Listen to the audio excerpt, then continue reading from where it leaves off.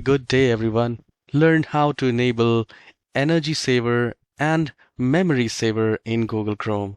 So open your Google Chrome browser, and at the top right corner where you see the three dots, click on that, and then go to Settings, and at the left hand side you will find Performance tab, and we will click on that, and then you will find Memory Saver. Chrome frees up memory from inactive tabs.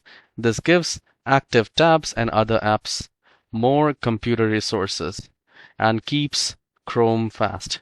Your inactive tabs automatically become active again when you go back to. This is a very good thing, and you can turn it on and you can keep it balanced, get balanced memory savings.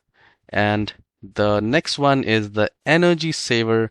Chrome conserves battery power by limiting background activity and visual effects such as smooth scrolling and video frame rates. You can do that if you play. You can simply turn on when your battery is at 20% or lower, or you can simply turn on when your computer is unplugged.